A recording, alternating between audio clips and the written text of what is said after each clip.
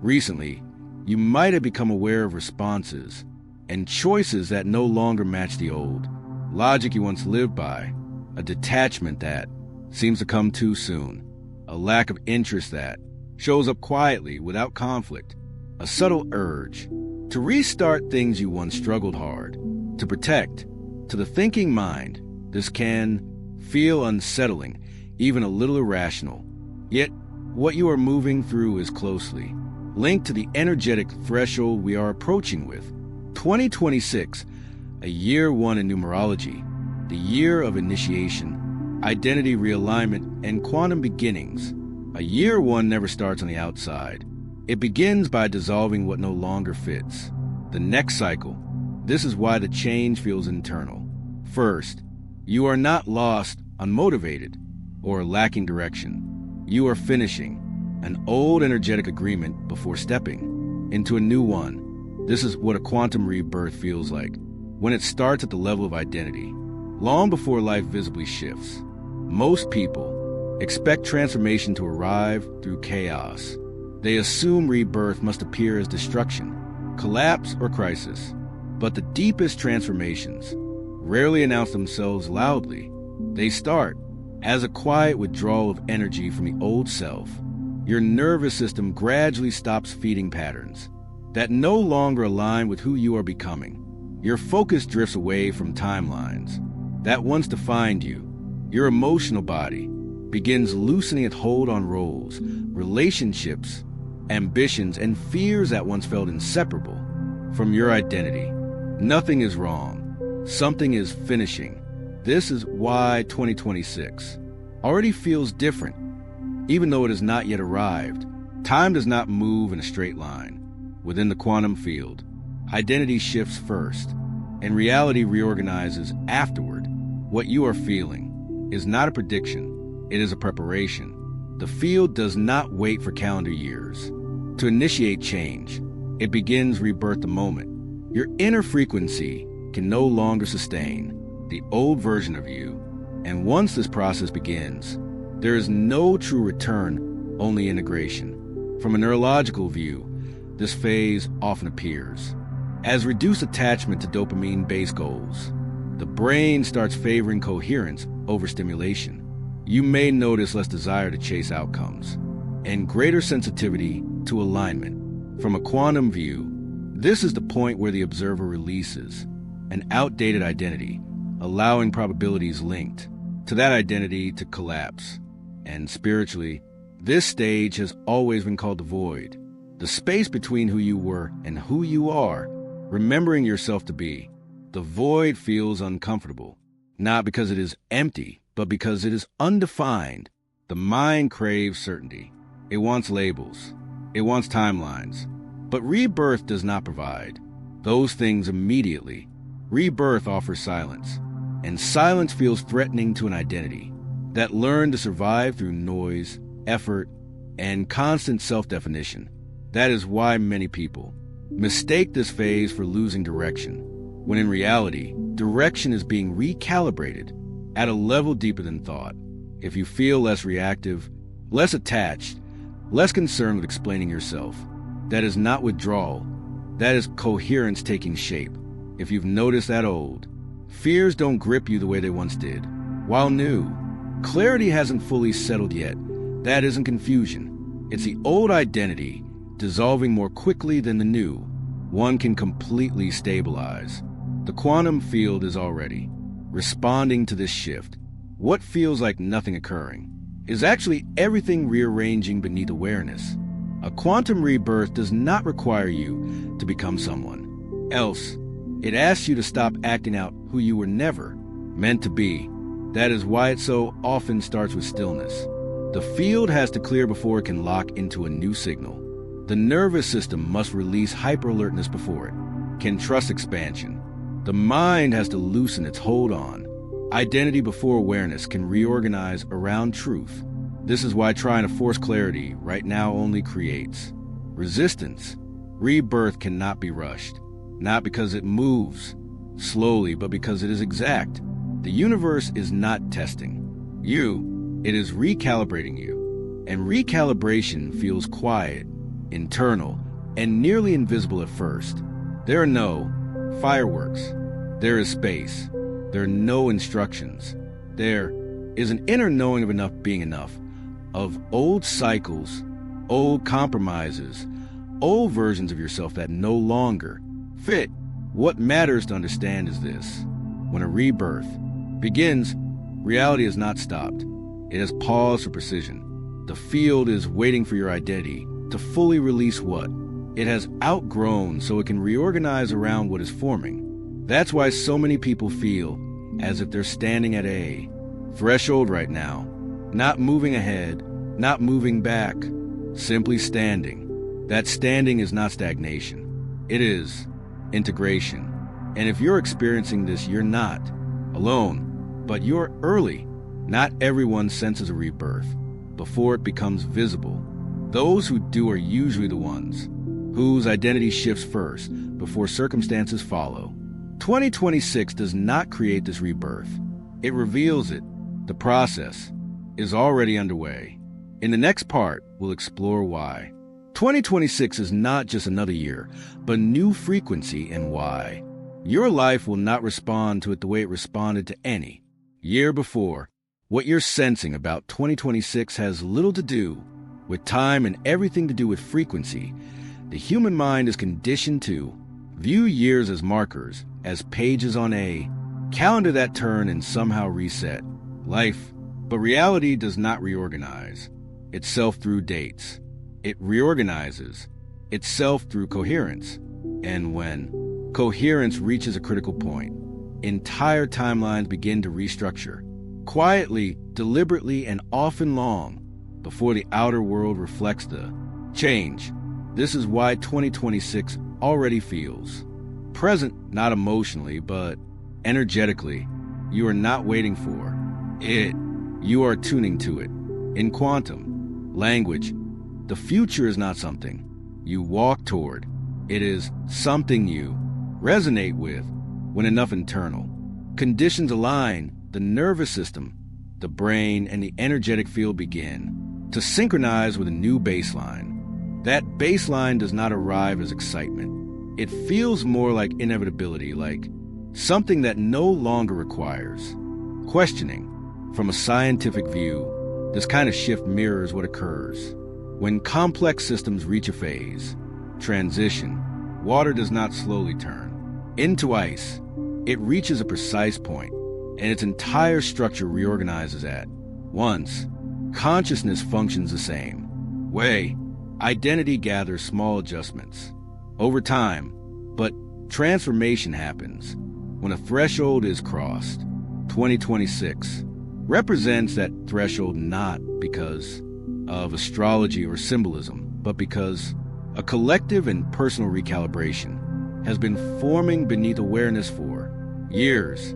Neuroscience reflects this as, well, when the brain undergoes lasting identity change, it does not occur through constant stimulation or motivation. It occurs through repetition, disengagement from outdated reward loops, and the gradual strengthening of new neural pathways. Many people are experiencing this now as a fading interest in old pursuits, old definitions of success, old emotional responses, not because anything is wrong, but because the brain is conserving energy for a more coherent identity. It is preparing to stabilize a new frequency. Spiritually, this phase has always been recognized as a passage rather than a beginning. Ancient traditions did not mark rebirth by dates alone. They marked it by readiness. Readiness is not excitement. It is clarity without explanation. It is the sense that something is aligning without requiring permission from logic. When readiness appears, time becomes secondary. The field responds to readiness immediately, even if the physical expression unfolds gradually. This is why 2026 feels different from any previous new chapter in your life. Those were shifts you chose consciously. This one feels as if it is choosing you. You are not initiating it. It is initiating you, and that difference matters. Conscious change demands effort. Quantum change asks for surrender. The more you try to find what is coming, the more resistance you generate. The field does not respond to planning at this depth. It responds to availability. Availability means your identity is no longer holding on to what is already outgrown. It means your nervous system is learning to stay regulated without needing certainty. It means your mind is loosening its grip on control in favor of coherence. This is not passive. It is highly intelligent. The body senses when a higher frequency identity is nearing, and it begins releasing anything that would interfere with sustaining it. That's why pushing goals right now feels draining. That's why certain ambitions feel empty, even if they once fueled you deeply. That's why your intuition sounds louder than your logic. You are not losing direction. You are leaving an outdated frequency. And when an old frequency collapses, the field opens space for a new one to stabilize. 2026 is not arriving to disrupt your life. It is arriving to validate a shift that is already in motion. The reason it feels unavoidable is because at an energetic level, the field has already recalibrated. Your consciousness has already begun adjusting. What remains is integration, allowing the new frequency to settle into your daily state without resistance. This is where many people struggle. They sense the shift, but they rush clarity. They demand certainty before coherence has fully stabilized. They try to name what is still forming. But rebirth does not respond to interrogation. It responds to permission to let the old identity dissolve without immediately replacing it. Permission to exist in transition without labeling it as failure or delay. If you allow this frequency to integrate, naturally you will notice something subtle yet powerful. Your life will start responding to you differently. Less friction, more precision, fewer forced choices, greater intuitive alignment. Reality will feel less reactive and more responsive, not because you are doing more, but because you are finally operating from a frequency that matches where the field is already moving. And this is only the beginning of the rebirth. In the next part, we will explore why the old identity must dissolve before the new one appears, and why this empty space is not a problem, but the most important phase of all. Every rebirth begins with a disappearance, not the dramatic kind people speak about, but a quieter one, the slow fading of an identity that no longer receives energy. This is the part most people misunderstand and fear. They assume rebirth means becoming someone new, when in reality it starts by no longer being who you were. And this phase almost never feels empowering. At first, it feels empty, neutral, disorienting, like standing in a room after all the furniture has been removed before anything new has been brought in. This is not regression. It is not a loss of purpose. It is not you falling behind. IT is the quantum collapse of an identity that your current frequency can no longer sustain. The field responds first to what you stop feeding with energy. When an old version of you loses coherence, the probabilities connected to that version dissolve. Relationships begin to shift, motivation soften, old fears loosen their hold. Even desires that once drove you can start to feel oddly irrelevant. This is not because something is lacking. It is because something is completing. From a neurological perspective, this phase is defined by disengagement from old reward loops. The brain no longer receives the same dopamine response from achievement, validation, or familiar struggles. What once felt energizing now feels empty. This can feel unsettling because the Mind reads a loss of stimulation as a loss of meaning, but meaning is not vanishing. It is being rewritten at a deeper level. The brain is conserving energy and redirecting it toward stabilizing a new identity that is not fully formed yet. Spiritually, this phase has always been described as a kind of death, not physical, but symbolic. The ego releases roles it once needed to survive. The self-image softens. You no longer feel the need to explain yourself the way you once did. You stop engaging in battles that used to feel necessary. And most importantly, you stop reacting to life in the same way. This is often misread as apathy, when it is actually neutrality. The nervous system leaving survival mode and preparing for coherence. This is why this stage can feel lonely even when nothing has changed on the outside. You are no longer vibrating at the frequency of your old environment, but the new one has not fully materialized yet. You are between timelines, and in that space, the mind wants to rush clarity. It wants to label the future, define the next chapter, replace the old identity immediately, but quantum rebirth allows no shortcuts. If the old identity has not fully dissolved, the new one cannot stabilize. Any attempt to force reinvention at this stage only recreates the past in a new disguise. The field is precise.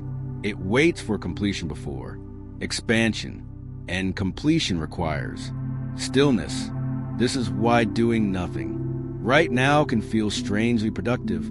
Even if the mind resists it, your consciousness is withdrawing energy from outdated structures so the field can reorganize around what is emerging. The more you cling to the old self for certainty, the longer the transition feels. The moment you allow the old identity to dissolve without panic, the rebirth accelerates on its own. Many people leave the process here. They mistake the void for failure. They assume something went wrong. They return to old patterns because they are familiar, not because they are aligned. But those who remain, those who let the identity death complete, emerge with a level of clarity and coherence that cannot be forced. The new self does not arrive as a concept. It arrives as a state, a way of moving through life that feels grounded, calm, precise, and unmistakably true.